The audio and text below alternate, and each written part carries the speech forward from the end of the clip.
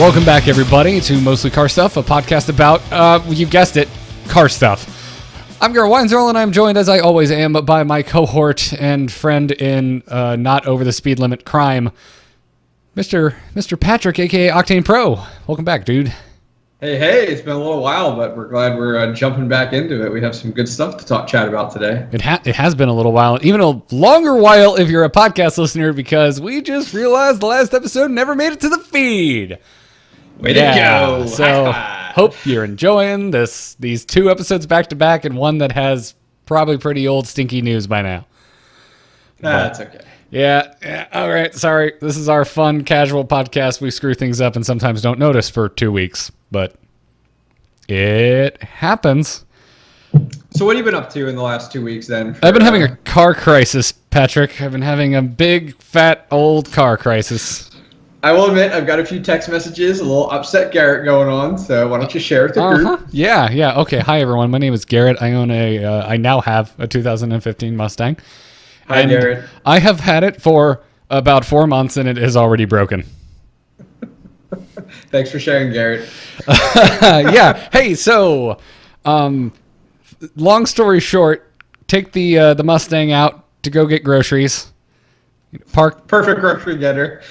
Both of our cars are not. Hey, there's enough room in the trunk for groceries. That's all that matters. That's all that matters when you don't have kids and your biggest dog is 6 pounds. That's the only thing that matters.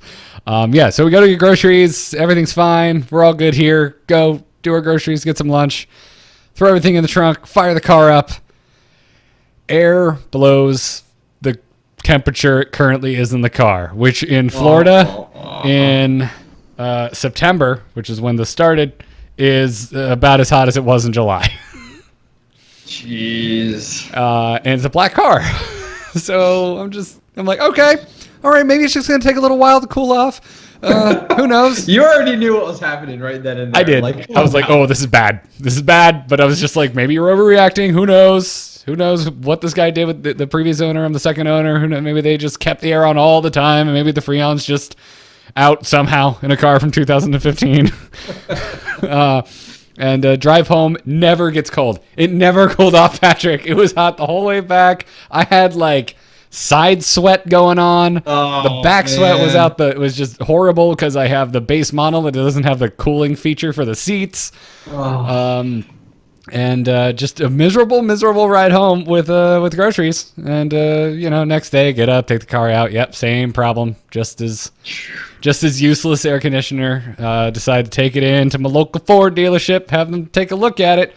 And it turns out my evaporator core is busted and leaking. So just everything that makes the car cool is no longer in the car. Of course. Yeah, and so Ford has this lovely warranty that is 75,000 miles or 5 years. That's a good warranty. But it only covers your engine and your transmission. It doesn't cover anything else. And apparently, if things go on like your electronics or your AC, that's only covered up to 36,000 miles. And guess how many miles I bought my car at? 36,000 miles is when I bought the car. You screwed. Yep. And so I'm thinking, okay, it's AC. How expensive could it possibly be? Well, it turns out very, because the evaporator core, to get to it, the only way to get to it is to pull out the entire dashboard. You have to remove the entire dashboard. According to Ford, it is an all-day affair.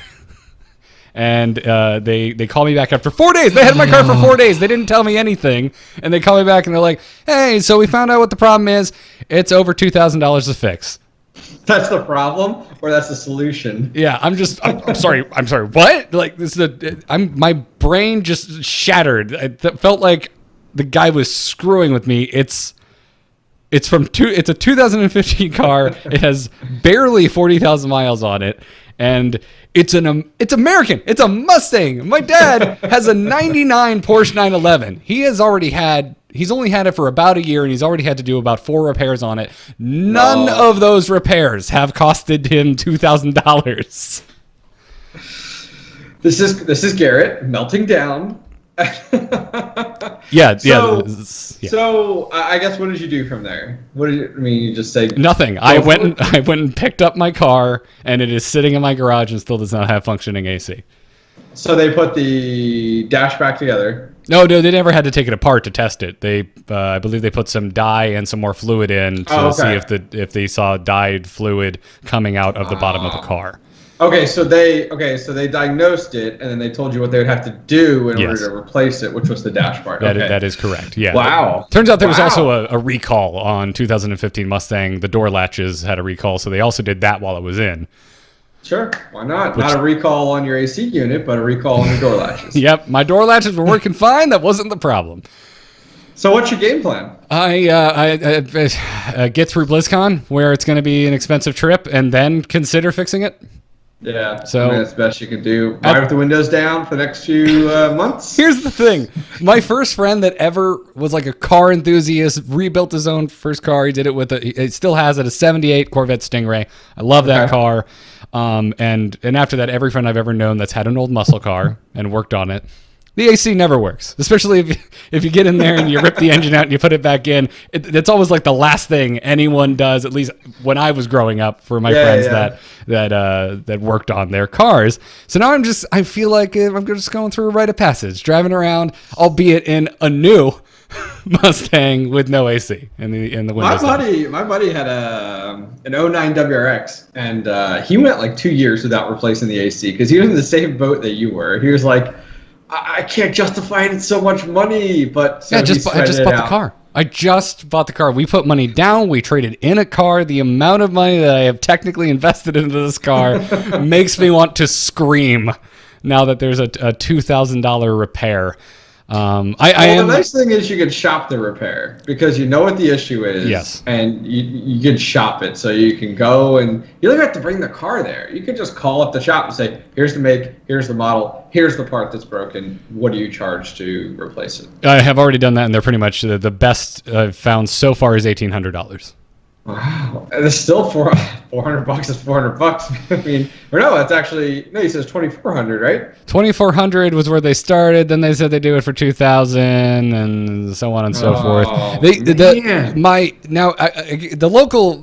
My rep at the local Ford dealer, he was fine. I have no qualms with the guy. He actually went and called like Ford corporate to be like, hey, he's only 4,000 miles out of the warranty, and this is a $2,000 repair. Can we do anything to make it right? And they said no. Yeah. So Ford corporate can kiss my ass, but the local dealership they were perfectly fine. I have no issue with that. So I have shopped it around. So worst case scenario, $1,800. I am gonna take it to a family friend who his entire business. He's retired now, but he still helps my folks out with their cars. His entire business for his whole life was fixing ACs. Wow. So that might be huge for you. And even because you're not committed to like driving to work every morning in your daily commute, if you just went to him and was like, hey, I'll give it to you for 2 weeks, or whatever, give him that extra time. Yeah, it was without getting into the personal minutiae of it. I didn't want to bother him. His family friend, he's retired, but my dad, it just came up a conversation between him and my dad, and he was furious. He's like, Ford wants to charge what? You better have him bring this in. So he's good. I mean, even if you get away with it with like $1,000, it's still, you know what I mean? Like, you've covered his cost and labor, you've covered the parts, so that's at least you have that avenue. But I understand you don't really want to use it. Exactly. So, but I mean, if the guy's really pushing it, he's fine. I will gladly take you up on your favorite unnamed family friend of the Weinzerls.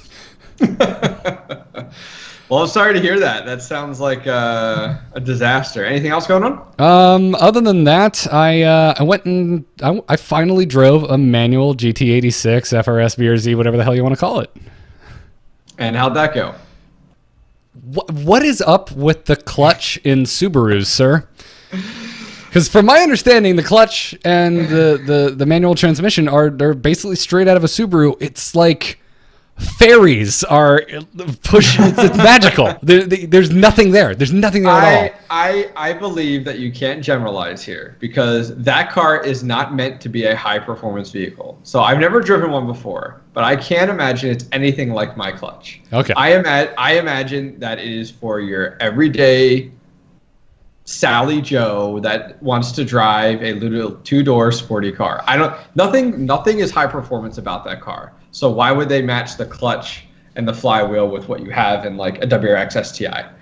I am praying because I've driven the Mustang clutch, and I've driven several of the Mustangs. We have them at work, so I can say that the clutch is definitely more hairpin.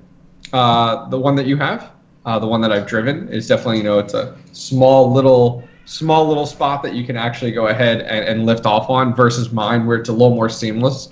But it definitely isn't fairies. It definitely is not fairies. Okay, but what about the weight?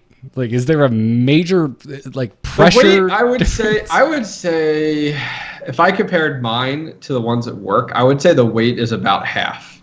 Okay, I would say the weight is about half. I would say, now granted, I've replaced my clutch spring with a much lighter clutch spring on the Mustang so that I can actually feel the engage point better. But I would say it's like 1/16 of the amount of pressure. I went to go test drive this thing, and I literally took my shoes off to try and feel anything, and I still couldn't. It was the vaguest feel. And now I haven't driven a lot of manual. I've driven a 99 911. I've driven multiple Focus STs, my Mustang, and that's it as far as manual transmissions, and without getting into the weird stuff that I learned how to drive on. And that's it. And they all kind of felt in the ballpark of similar experiences. And this thing was just, I felt like I was going to kick through the firewall. Through the door? Yeah. Went through the floor, huh? Yeah, it was just not what I was expecting. Now, I'm not necessarily saying it's a bad thing. The only thing I don't like about it is I can't tell where the engage point is. And it turns out it's very much like the Fords. It's at the very end of the travel, and you have very little, room for error. Yeah. Is the basic it allows thing. you can kind of, it isn't hairpin. It's not like that big. You got kind of like lots of room to play with that. So you have a little bit. It still seemed like there wasn't a lot of room for error on it, but and also the distance of the travel on the clutch it felt like about half what it is on my Mustang, and I actually, frankly, I liked that. I could damn near keep my heel to the floor while doing it. Yeah, the Mustang, you definitely have to bring it out a lot more. Like, I did notice that when I drove it as well. It wasn't just like, it wasn't out of convenience. So I think it's just a different type of car. I mean, I would imagine everything I know about the Ford Mustangs, the clutch and the flywheel, it's definitely more a high performance type of setup. So it definitely is harder. It definitely is versus other vehicles that I've driven. So, yeah. But I've never driven an 86. I've never driven the BRZ or the FRS. I've never had the opportunity to drive either. Yeah, and other than that too, the stick shift's freaking incredible. It's the notchiest little damn thing ever. It feels like a toy, and I say that in a good way. Like it takes almost no effort to move that gear shift around, whereas the Mustang, I feel like I got back in my Mustang afterwards, and I felt like I was driving a tractor. Now, do you have the short shifter on your system or no? No. Mine is the most base Mustang. I didn't know if you had replaced that yet. That might be something for you to look at, or find someone that does have a short shifter and see if you like it or not. I'd like to. There's multiple kits out there. I've heard really good things about all of them, including the Ford racing one is supposed to be very good. But it's no small task to install. No, it's not. It really isn't. It's quite a bit of work, but they're a lot of fun. I mean, all the ones that we have at work all have short shifters in it, so it's literally like this big. Like, it's just it looks like a little toy. Yeah. But it is so nice to not have to go so far as you're shifting between your gears. Yeah. I got to say, I mean, I don't know because I wasn't driving both at the same time while I was learning, but I think I might recommend something with a longer throw for anyone that's learning, because yes, I did feel there were times when I was test driving the 86 where I wasn't sure what gear I was in, and I don't think I ever had that problem in learning to drive the Mustang because the throws are longer. They're not ridiculous with the stock shifter. They're just more defined, I feel like. Yeah, like it's a little bit more defined because the distance is significant versus like a short shifter. You might kind of get lost if you're not used to it. Yeah, exactly. But because like I remember when I was learning to drive on that old Daihatsu piece of crap, like, getting in the third, you could easily like skip it and try and throw it into reverse on accident. Whereas every modern stick I've driven, if you're in second and you just push up without really directing it, it automatically finds third. Yeah, nice and easy. Yeah. So, good. But basically, I'm sitting here with the exception of the weird clutch. just one more thing in my life making me wish I had gotten the manual, having actually driven it. Because damn, that car is so fun. That car is so fun. Yours in, be like, I want the exact mileage and the exact year, and I just need to be manual. That's why I went in, because Toyota called me and they're like, hey, we have trade-in incentives, and Katie's out of town and I have nothing better to do. So I was like, well, if you're letting me take it for a test drive, sure, I'll come in and see what you're throwing my way. So yeah, it was a good time, and the guy let me test drive it. He was like, sure, turn off the traction control, I don't care. No, that's fun. So, have a good time with it. Yeah. That's the way it should be. Yeah, it was a lot of fun. If you're thinking about it, man, I love that car. I really do. If I had to have one, I think I'd still go for my Mustang, but I'm glad I don't have to go for one. Yeah, good for you though. Sounds like you've had a lot going on there recently. Yeah, good and bad. It was a real treat to get to finally drive a manual 86 after buying the automatic 3 years ago. And every time I go to a meet, people like, why? Why'd you get the automatic? It's like, well, I don't know how to drive stick. Well, now I do. Yeah, you're rite of passage. You're good now. Yeah, exactly. So had a good time. It was also fun because the guy that was taking me out for the test drive just started working there and knew nothing about the car. So lovely. He was like, tell me about it. So I got to test drive it while monologuing about why I like my FRS to this gentleman. Awesome. Yeah. So how about you, dude? You still have a WRX in your garage, or has someone finally bought that thing? I still have it. I never imagined it would be this much work to sell this car. My other cars, like, they flew. Like, I had no issue at all. So I'm trying to figure out, like, is my issue that I have a rebuilt motor, that it was rebuilt? I mean, me on the opposite side of things, I'm like, wow, like, okay, great, it's rebuilt. So even though it has only 68,000 miles on it, it's rebuilt, so that means like my motor is going to give me more longevity. That is the mindset I'm putting into it. But that's the only thing I can think about as to why I'm not getting the amount of attention. Now, as I said, I have it on Auto Trader, which is a complete waste. Don't even bother with them. All you do is get calls with scams. Like, I'm never again wasting my money there. I have it on Craigslist. Don't crap on Auto Trader, man. Every car Trader. I have ever owned that wasn't, that I didn't pick up new from the dealership, I have found on Auto Trader. Every call I've gotten for Auto Trader is either a marketing company wanting to help me sell my car, or it is a scammer trying to scam me who is from the U.S. but is not here right now and wants to buy it for someone. It's like, give me all your information is what they want to know. So that hasn't worked out. I have it on Craigslist. I have it on an app called Offers Up, which is like a virtual garage sale app, and another one called Let's Go. And I've gotten some good attention there, but like everybody wants to trade it, or everyone's like, I really like it, but I'm not really looking at this time. It's like, don't waste my time. The most that's worked out for me is parking it along a busy road near me. But that's only been 2 weeks.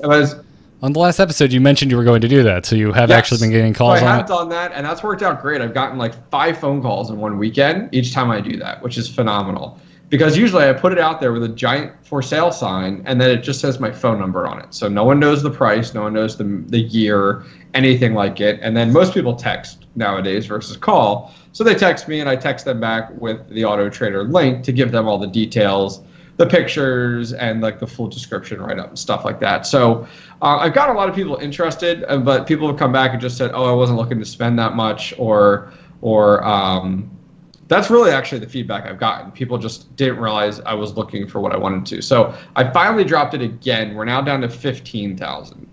But with the caveat that the buyer has to pay sales tax, because I'm not going to eat $1,050 in sales tax in Pennsylvania, and then that knocks me down below 14 grand's profit if I sell it. Like, I'm not going to do that. So that's what's going on with the sale of the car. It's just been this struggle, but I also have only been able to put it on this busy road for 2 weekends because I've been away and just have needed the car and such. So that's the hard part about a vehicle that I drive every day. Other than that, I had this weird issue coming on recently, and I think it's either a relay or it's a fuse where I'll be driving down the road and my brake light comes on the dash. Like, I just yanked my e-brake in the middle of the drive. Oh, well, I mean, that's an easy fix. Stop Tokyo drifting on your morning commute. With my all-wheel drive car, So that's randomly started happening about the last week or so, and I'm not really sure why it's doing that. So I want to look into that because at the same time, my fog lights have a mind of their own and like come on and come off randomly on their own. Like 1 minute, and the light is not the button. Like the button is always on, but it's just them working and not working. So I'm gonna look into the relays and also look into the fuses to see if like something's just bad. That is causing it, but so I definitely want to fix that, of course, before like I sell it. But other than that, that's it with me. I mean, I'm kind of in this weird stale state. I'm like ready to move forward. I'm ready to sell the car. I'm ready to find something else. I've started looking at like what else is out there. It all depends on what I sell my car for, but I really want to stick under that like $4,000 mark. So like somewhere around there, get something that's got okay mileage, but that's still going to do the trick. So I'm excited because I'm excited to get to that point where like then I can start looking for these, I don't want to call them POS cars, but these cheap, affordable cars that are very replaceable. I've never actually had to shop for cars like that before. So I'm excited for it, and I'm just ready to let go of the WRX. It'll be like high school all over again. Yeah, pretty much. You go pick up a paper copy. Then you can't afford anything, and you're like, I just want a car that'll get me from point A to point B. You go to paper copy of your local Auto Trader, and you flip through it. That's right. You're not wrong. That's how it used to be. Actually, yeah. You know what? I think my white Honda Accord, which was my first car, we found in the local newspaper. And bought it from a Toyota dealership of all places. Okay. Yeah. Okay. I'm thinking, where did I get mine? I bought mine because my first car was a Saturn. We talked about this on previous episodes, and I ended up coming across it like driving past a private seller's house, and that's how I ended up finding it. So I didn't like go the Auto Trader route or anything like that. But on another vehicle I did end up going that route. Yeah. Well, I'm excited for you too, man. If you put again any more thought, is there any affordable vehicles that you're excited to see if you can find? Not yet. I mean, I don't want to go with an SUV, but there's also a value in it because like the SUVs are more expensive. So I'm getting, I'm getting less bang for my buck when I go with an SUV because they hold their value more. But the nice thing is like I do live in Pennsylvania. We do get some pretty rough winters, so an SUV would be nice. But my wife has an SUV that's 4-wheel drive, so like I could get away with getting a little 4-door meet type of car, and then just drive my wife's car to work when I need to when there's like 2 feet of snow on the ground. You should get a Jeep. Get an old Jeep.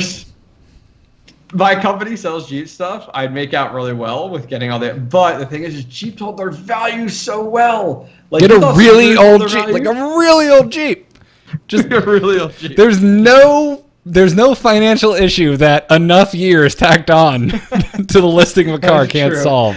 Until it's sold. What did I see the other day? Okay, I saw was it a 99 Jeep Wrangler with like 150,000 miles on it. It was for like $6,000. I was like, hells no.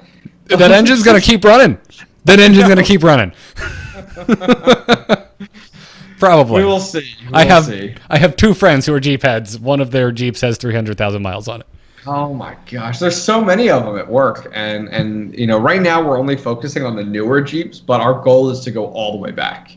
So it'll at some point that'll work out well. So we'll see. I wouldn't mind it, but I hear the older you go back, the rickier they are, the louder they sound inside. All I'm hearing are reasons to get a Jeep. I'll keep that in mind. I'm hearing character and spirit and memories and the smell of gasoline. Yeah, right. And floorboards falling out and seeing the road below you.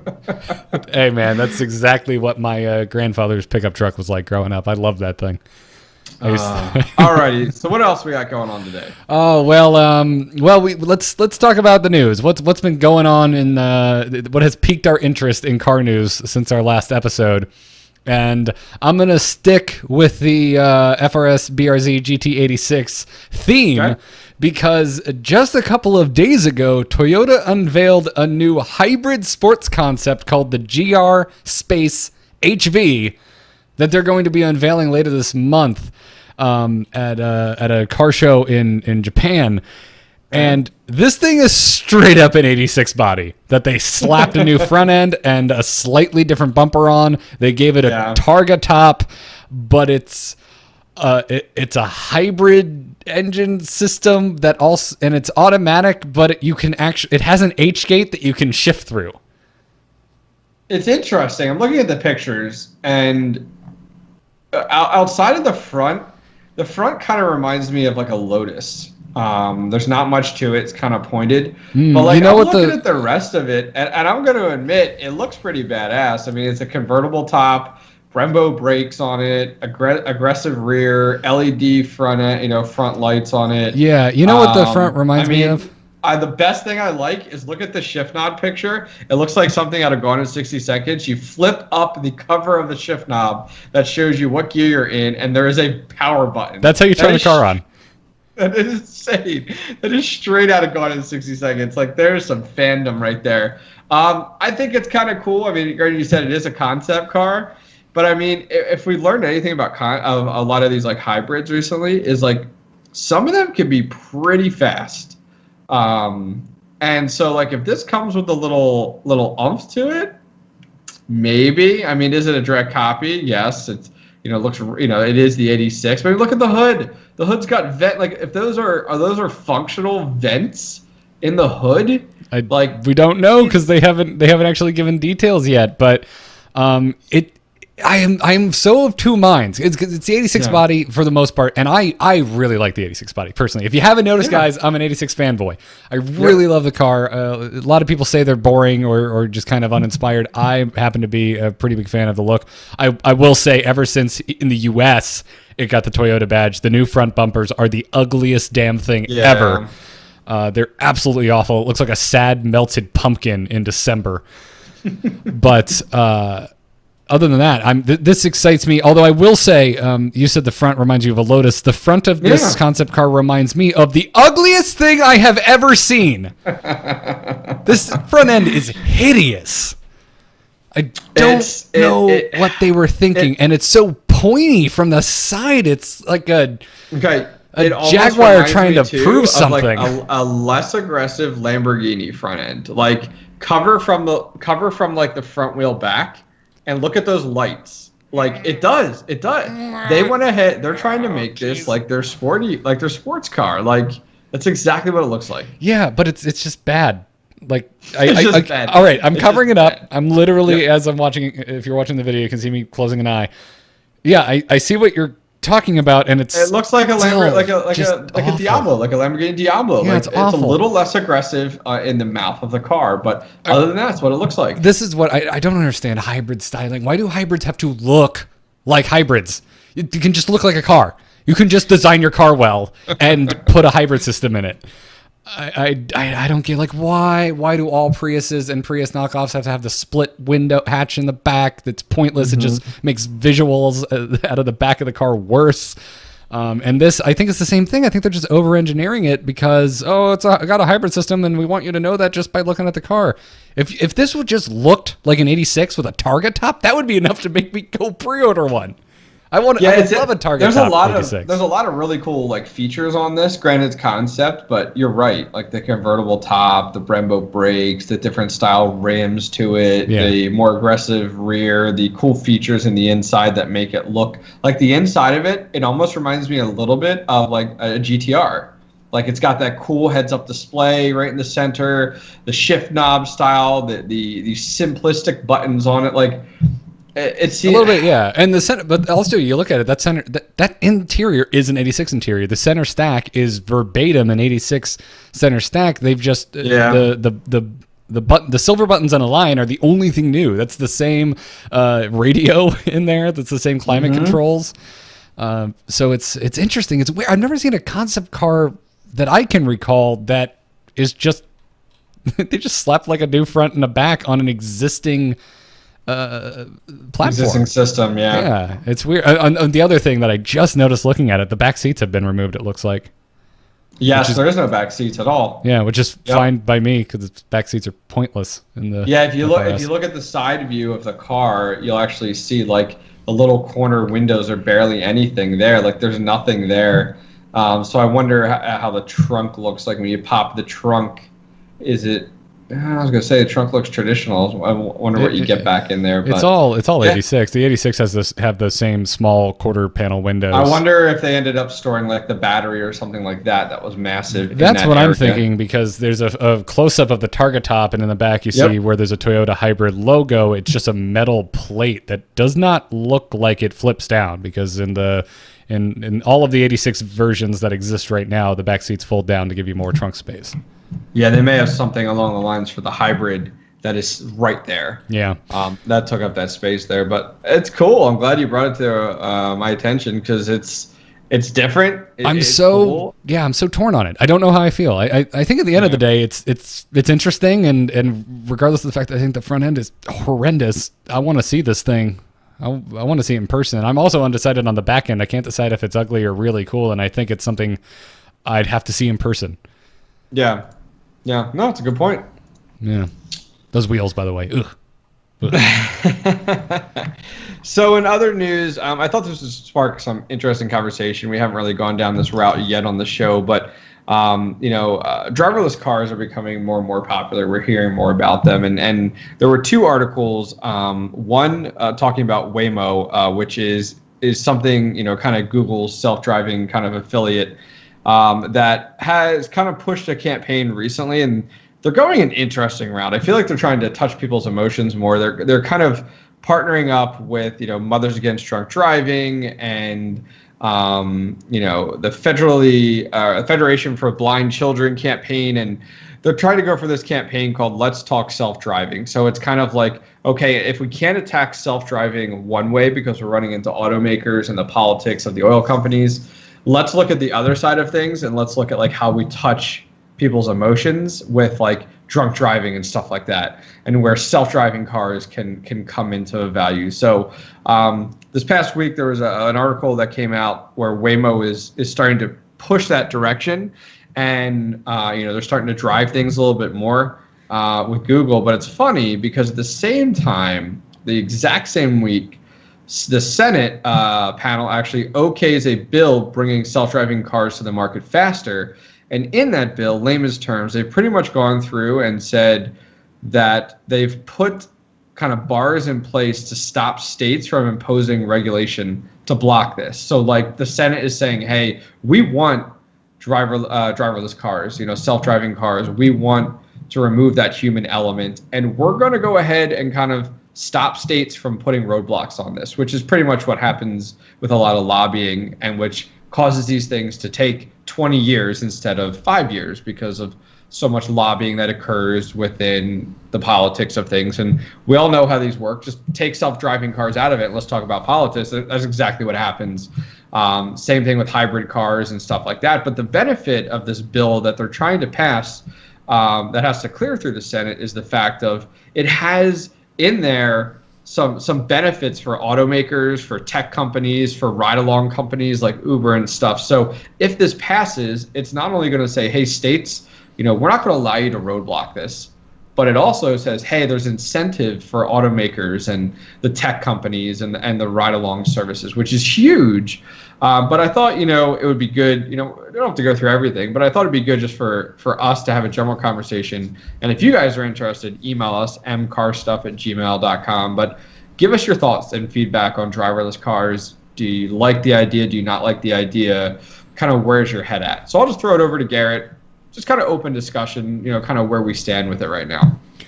Yeah, man, I think it's fine. I think both. I would assume you and I are on the bias side of, well, we like driving, so we aren't in any particular hurry to own one.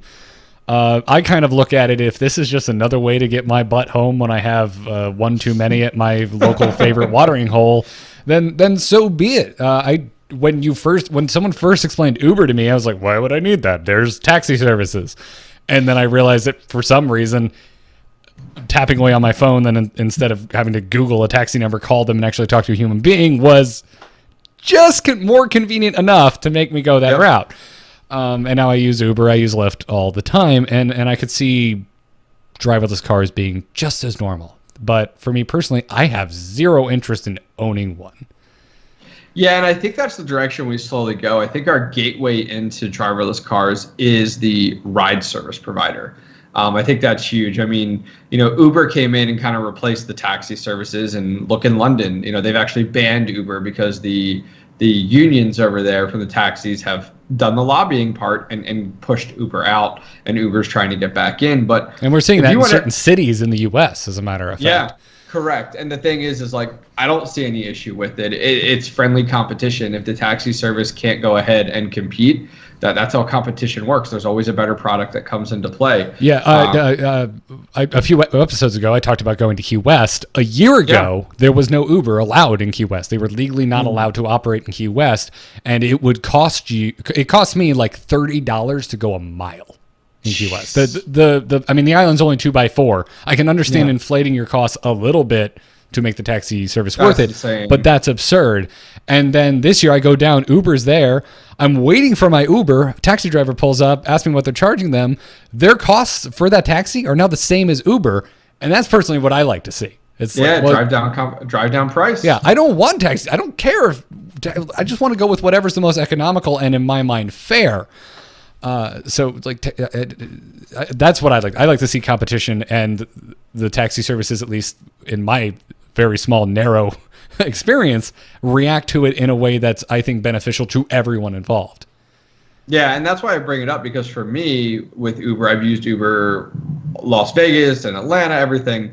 I would be all for a ride service like Uber that was driverless. Like, if the technology is there, why are we I'd be all for it. I think it's a good stepping stone for them, because the hardest part is going to be convincing a homeowner to replace their car with a driverless.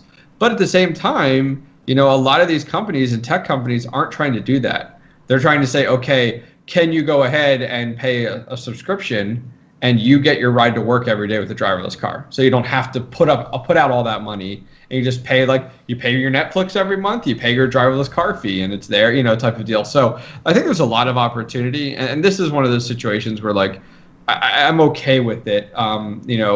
A lot of countries have actually started pushing these kind of plans to go away from oil-driven cars, gas cars, in the next 50 years. Like, there's some of them that are pushing it hardcore and that are saying, like, hey, we are putting this in a place where automakers cannot sell in our country by the year 2040 any cars that use gasoline. I can't remember if it's Switzerland or where it is over in Europe. And it's like, okay, well, what's the next logical step then? Like, driverless car, sure, it's a full hybrid or electric car, like, go for it. So I think it's definitely a good move.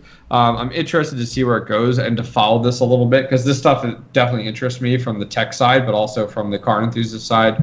But if you guys have an opinion, email us, mcarstuff@gmail.com. Would love to hear a different perspective on this. I know it has a little bit to do with kind of politics, but at the same time, it touches us. It touches us as the auto enthusiasts as well. Yeah, absolutely. No, there's so many political implications for this that had many different directions that I'm not sure I'm comfortable even broaching subjects. But it's really interesting. And to take it in a different direction, it's another interesting thing, because this may end up addressing one of my concerns with the viability of electric cars, which I think are supremely cool.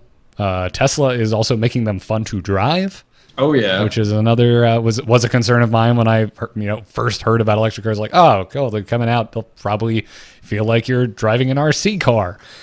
But I mean, the big thing for me is, and it actually reared its head during Hurricane Irma, was the concern of range and availability of charging stations. A lot of folks in Florida, where a Tesla car was their main source of transportation, that was something that had to take into effect, or taken into consideration. And also they had to get like a hot fix from Tesla to unlock more range that they were artificially keeping down in the car, which is I did not hear about that, but that's mind-blowing to me. I didn't even know they were doing that. Well, I wonder if they did that from a safety perspective. Like, think of it like your cell phone. You never, you kind of let's say you only usually take it to 90%. You always like to have that last 10% because it'll work in an emergency. I think that's the same factor, where it's in your vehicle, you want to at least be able to power it on or something of that. So I'm just kind of guessing, but I do agree with you that the charging stations on the East Coast are terrible versus the West Coast, and I don't know why it takes us on the East Coast. I don't know if it's because we have many more conservatives on the East Coast.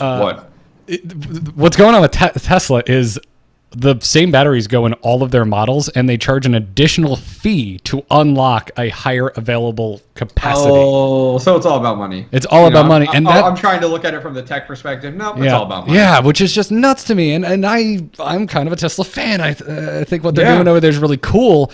But I find that extremely shady.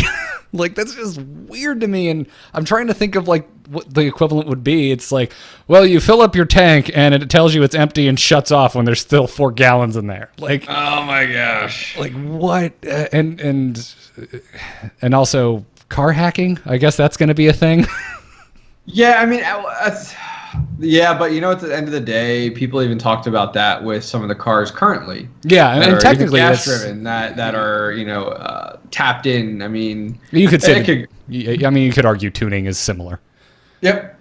I mean, it could go any direction. So it's definitely some interesting stuff for us to continue to follow. I think as time goes on, we'll learn more and more about it and kind of where we go from it. I think either way, it's inevitable. Like, we're going that direction as a society. It's just, how much do we fight it? Yeah, I find it unrealistic that, like, I think the far end of the concerns spectrum for the pendulum is they're going to take my gasoline car away and force me to have one of these things, or force me to buy something I cannot afford.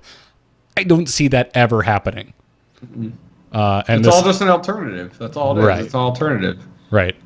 Like, if we can, I don't know. There's a parallel here. We could have an entire episode on this entire political discussion and talking about it. There's a parallel here with the gun control debate that I just don't even want to get into. But oh yes. Next, Patrick and Garrett will talk politics on our next podcast. That'll be interesting because I know we don't agree. But excellent. Whatever the case is, overall, I'm kind of just like, sure, let's see what happens. Hopefully, folks that make a living from ride-sharing services aren't impacted too heavily. But yeah, I agree. Well, let's take some emails before we wrap up Mostly Car Stuff for this week. You, by the way, may send your emails to mcarstuff@gmail.com. Just the letter M. Don't confuse us for an M-type BMW only podcast, though, by the way. All right, our first email comes to us from Tom, and he says, Garrett and Patrick, feel free to edit this down if you decide to read it out. I have been possessed by the desire to buy a Nissan Skyline GTR R32. I am aware of the 25-year rule and am mostly looking at cars that are already imported to save on the hassle. I actually see them pop up on AutoTrader from time to time. Mm-hmm. That's right. I have a Skyline filter set up. I feel like the R32 is a perfect balance of power, improvability, rarity, but also affordable. It seems like the market has settled into the 20 to 25,000 range for a fresh import without any major modifications and less than 50,000 miles. Jesus, if I could find a Supra in that range with man. Yeah, you'd be all over that. That'd be money that just wouldn't be mine anymore. My main questions are, have either of us had any experience with right-hand drive cars? Nope. Or daily driving something like this? I would like to daily this car as much as possible, and it seems that is possible. Or any general opinions on the R32 GTR? I'm thinking my biggest hurdle will be relearning the drive stick with my left hand. Anyway, love the show. Longtime listener of both The Angry Chicken and For Azeroth. I was excited when you started MCS and look forward to seeing it pop up on my feed. It's awesome. I love finding that there's crossover between game nerds and car enthusiasts constantly. Yep. But I mean, short answer is just straight up no. I've seen maybe 3 Skylines on the road in my lifetime. They've all been relatively recently. I'd say maybe in the last 4 years. Yeah, I've never seen an actual Skyline GTR R32 ever in person. I've seen a lot of the new GTRs that are out there. So some of the things you mentioned, like I've heard about it, followed a lot of YouTubers on it, read into it a little bit. The importing factor, I would consider going down that route because you kind of get to pick and choose what you have, and they do a lot of homework on that. The only thing that I find a lot with a lot of these imported Skylines is overseas Skylines are a dime a dozen, it seems like. So like it's like having a Honda Civic. Granted, completely different spectrums. I understand. Wait a minute. A lot. Wait, let me finish. There's a lot of them out there. So most of them that people have are modified in one way or another. I was going to say it's more akin to having a WRX for sure. power to wheels. My concern there is like I would be very hesitant to go ahead and take on an imported car that is modified in any way, let alone one that is in the States and that is modified. Because like seriously, like you get your hand on the Skyline, you start modifying that thing, like there is no specialist in the US on these Skylines, like very few. And whereas it overseas in Japan, there's a ton. So I understand like the love for the Skyline. We'd all love one. We all grew up with Fast and Furious at our age right now. We know that value of that Skyline. Like, trust me, 25K is great, but like you're probably going to put another 10K into it to get it running the way it should be, functioning the way it should be. That's something that I keep in mind when I read that. When it comes down to the right-hand drive, you just learn. You'll learn. It's just another thing to learn. I've never done it before. I've never actually sat in a right-hand drive car before. But I think you'd pick up on it. But I mean, hey, the last thing I want to say though is don't get a Skyline as your daily driver. Like, just don't. Like, buy $1,000 car and drive that every day, and then drive your Skyline when it's appropriate. Like, and you didn't mention where you live. If you're gonna drive that every day, I would assume somewhere like Garrett or something like that in Florida or something. But I wouldn't drive any car of that rarity as a daily. Like, I just couldn't. I couldn't do it. Yeah, I don't know. It's like if this is what you really want, I say go for it. I think it kind of comes down to your own personal. The position that you are in. If you've done your research, if there is someone within driving distance that actually knows how to work on these type of cars, then do it. But if like, I don't even know where I'd begin. I don't think anyone within a 2-hour drive would really be in the know on this car. Yeah, I mean, I'm eager to see. He didn't really mention when he drives now, where he lives, or anything like that. So, Tom, let us know. Let us know where you go with this. I think both Garrett and I would love to see pictures or hear that you actually bought one, and we could be super jealous. But yeah, keep us in the loop. Let us know. We have another email here from John. It says, "Good day, fellow car lovers. I'm a huge car nerd. I love them all in all shapes and sizes, which can make it difficult to narrow down to what car I want next." It's funny he says that. I'll come back to that though. I've been very boring in my car ownership. I'm only 24, so I still have plenty of time to own more cars. I've owned a 96 Accord sedan. Whoa, 2000. Whoa, yes, yes, that's my first car. 2010 Mazda 3. I fully own my Mazda 3, and my wife and I currently financing her Camry. I want to get a car that is fun to drive, manual, quick, all-wheel drive, or red.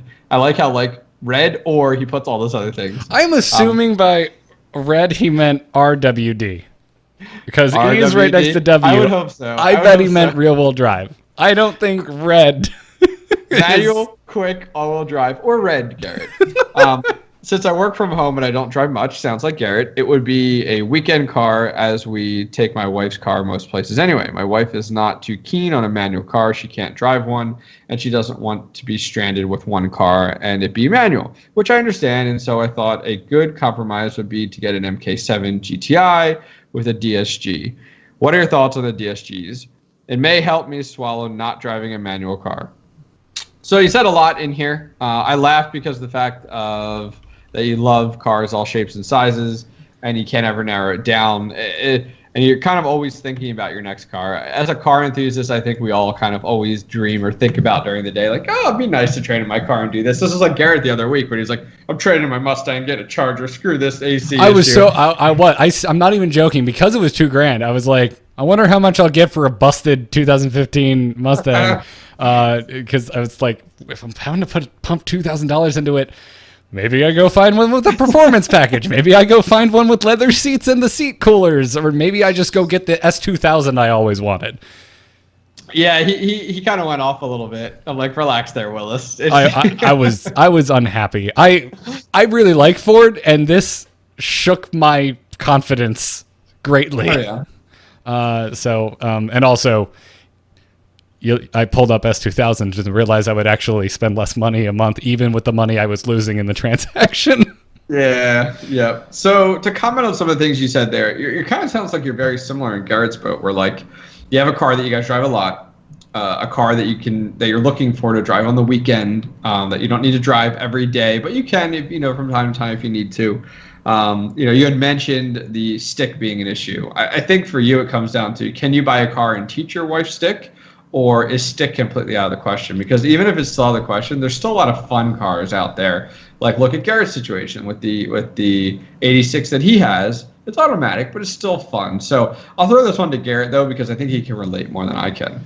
Yeah, no, I was in a very similar case, and what I don't want to do is like cause a fight between you and your wife, because like in my situation, Katie didn't really care, because there's really no scenario that comes up where I would take the FRS and leave her stranded with the Mustang, but I don't know your situation. Maybe there's reasons for you to take the other vehicle. As I was joking at the top of the show, we have 0 children. And our dogs are Chihuahuas. So we both have 2-door impractical vehicles. But for us, they serve their purpose just fine. I mean, yeah, I don't know much about a direct shift gearbox. Actually, before the show, I went and watched Engineering Explained. Explains a DSG. Because I didn't know what one was or what the difference between that and a normal automatic transmission with paddle shifters was.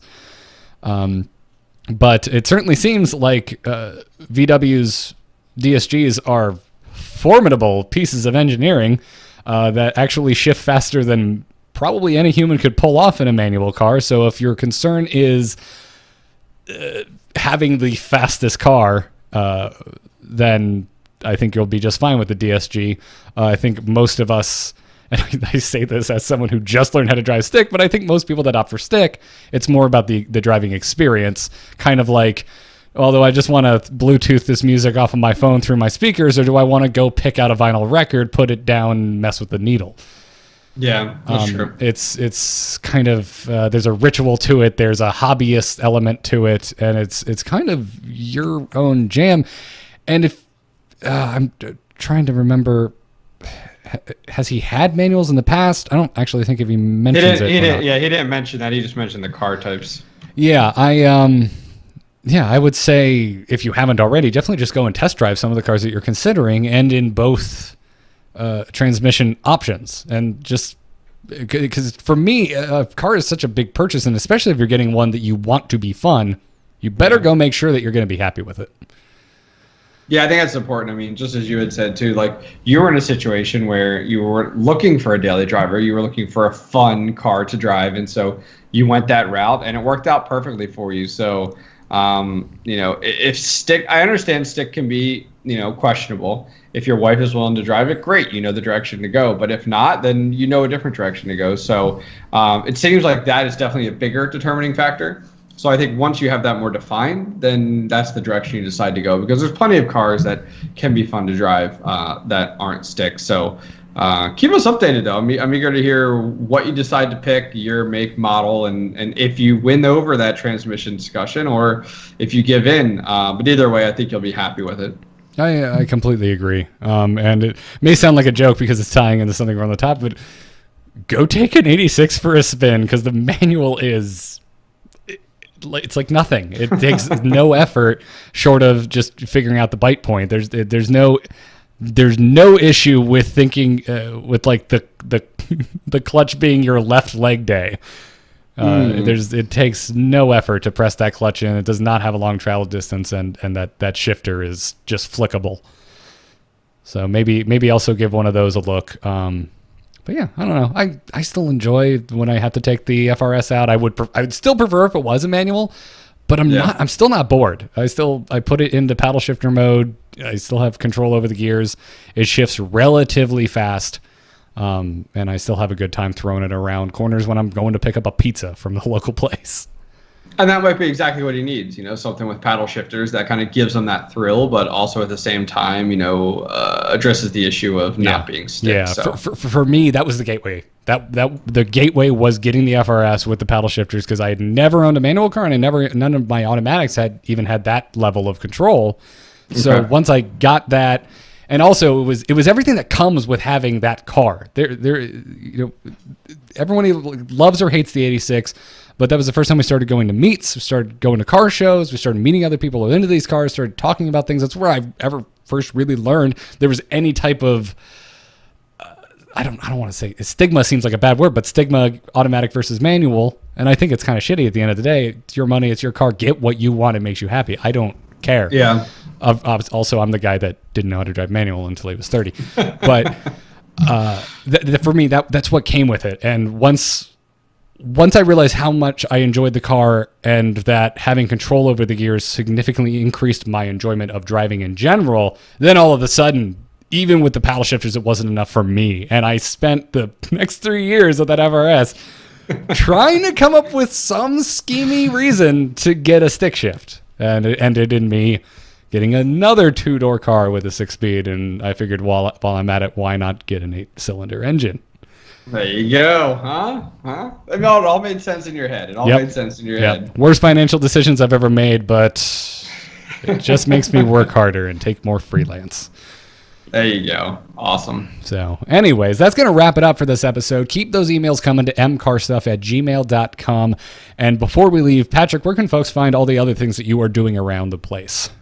Well, I did change my handle. I updated it after like a bazillion years of having it. Finally, it worked out for Twitch, Twitter, and Instagram. Yeah, so when was the last time you played StarCraft 2? A long time ago, Garrett. What about you? It's been a while, but probably more recently than you. Yes. So you guys can check me out at Octane Pro Plays on Twitter, also on Instagram, and then also on Twitch too, if you're a video game enthusiast as well. And then for YouTube, the WRX content, everything is over at Daily Driven WRX. What about you, Garrett? I'm on Twitter at GarrettArt, 2 R's, 2 T's, and the name Garrett. I trust you can spell art. And every other podcast I do, including this one, at amove.tv. That is AMOVE.tv. Most of the shows are video game themed. We also have a pop culture show called Embrace the Spoilers, where we spoil whatever the title of that episode is. So spoiler alert for every episode of that podcast. So go and subscribe to that. But that's going to wrap it up. Thank you all for tuning in and listening to this episode. And until next time, good luck and have fun.